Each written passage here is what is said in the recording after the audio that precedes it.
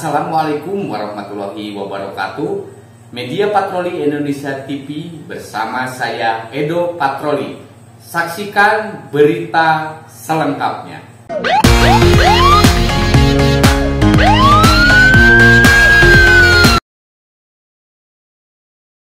Satpol PP tertibkan 19 reklame yang melanggar K3 dan 5 reklame berlogo Kepemerintahan Tasikmalaya, dipertanyakan pajaknya.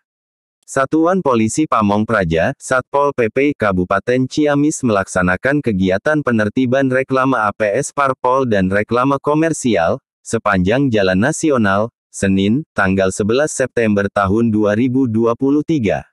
Dalam kegiatan tersebut pemerintah menurunkan beberapa dinas terkait dari mulai TNI, Polri, Dishub, KPU, Bawaslu, LH dan Dinas Perpajakan.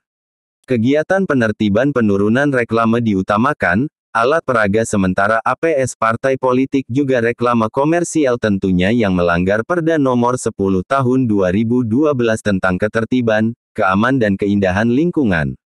Kegiatan penertiban reklame alat peraga sementara APS Parpol, juga reklame komersial, dimulai di titik depan kantor Kodim Kabupaten Ciamis, sepanjang Jalan Nasional.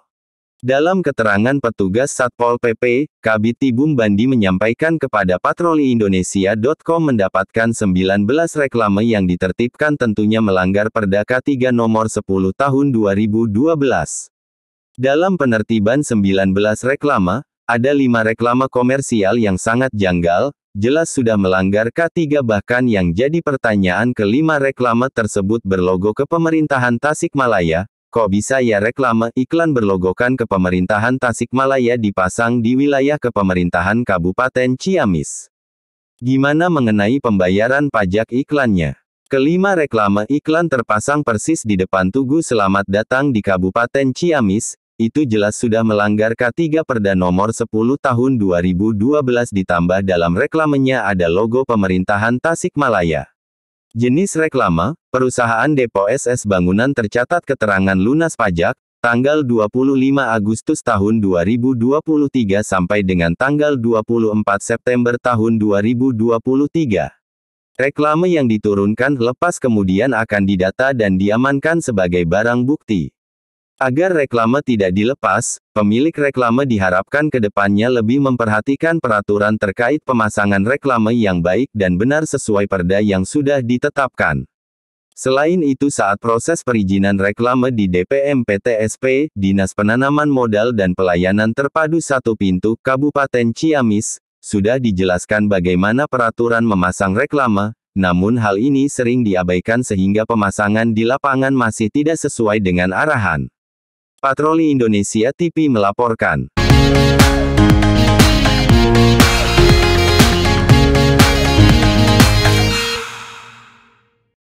Assalamualaikum Pak. Waalaikumsalam. Dengan Pak siapa? Pak Bandi. Saya sebagai Kabid dan Tibum Satpol PP Kabupaten Ciamis. Pak, ada yang perlu saya tanyakan Pak. Pada hari Senin ya, tanggal 11, itu ada kegiatan apa Pak? Untuk hari Senin, ya, tanggal 11 itu, ya sesuai dengan hasil koordinasi, rapat koordinasi dari tingkat pimpinan Kabupaten Ciamis, ya, termasuk SKPD, Satpol PP juga masuk, tidak? Ya, jadi banyak statement ataupun laporan pengaduan masyarakat ya terkait iklan-iklan ataupun reklame ya, yang disingkat dengan APS gitu ya. Itu banyak yang mengganggu ya keindahan, ketertiban gitu ya. Hanya banyaknya yang melapor kepada tingkat pimpinan juga kepada kami gitu ya. Makanya tarik kesimpulan bahwa Satpol PP harus bergerak gitu ya, untuk menertibkan sesuai dengan tugas pokok dan fungsi.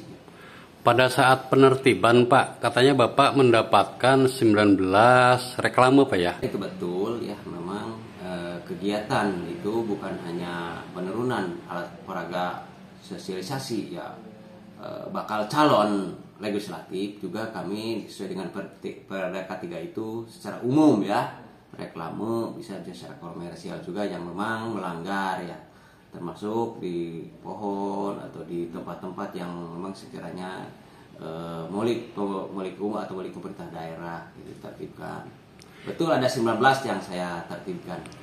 Saya lihat ya menurut informasi bahwa waktu itu ya kami juga ya mendapat laporan juga bahwa kegiatan pemasangan khusus ya reklame yang 5 itu ya reklame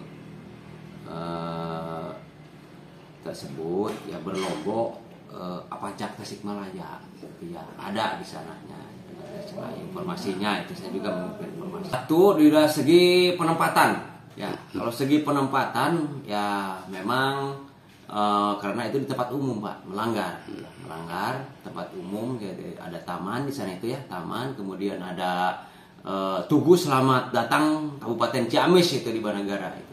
Memang harus ya dari segi estetika, kata keindahan juga itu sebetulnya tidak boleh ya, kecuali ada diskresi khusus, ada petunjuk khusus ya dari pemerintah. Itu pajaknya kemana Pak? Kan itu logo Tasikmalaya Pak.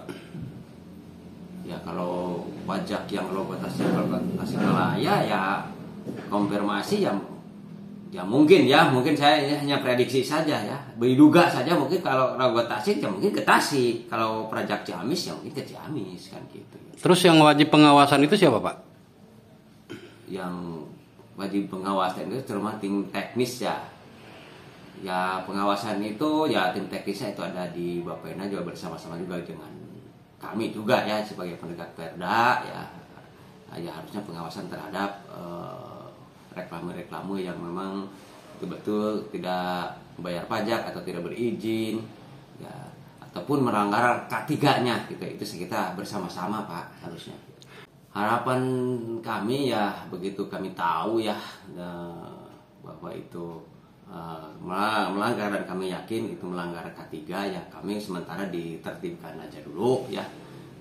Biar nanti konfirmasi kalau memang itu betul membayar pajak atau bagaimana ya, silahkan penempatannya tidak melanggar ketentuan yang ada di Perda kita ya, Perda 10 tahun 2012 tentang tertiban kebersihan keindahan gitu, termasuk di taman gitu ya. Harapan saya kan ya jelas ya, Satpol PP itu walaupun ya tidak langsung kita bisa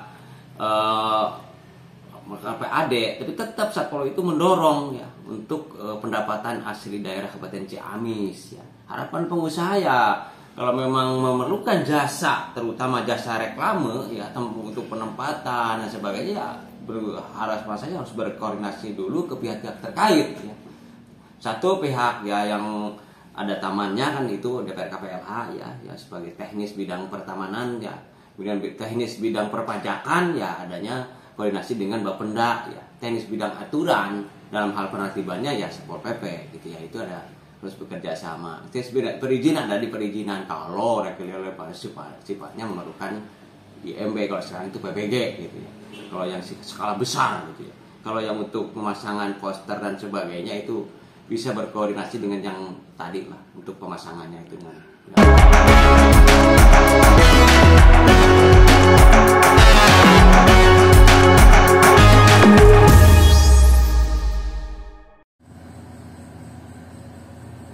Edo mengabarkan. Wassalamualaikum warahmatullahi wabarakatuh.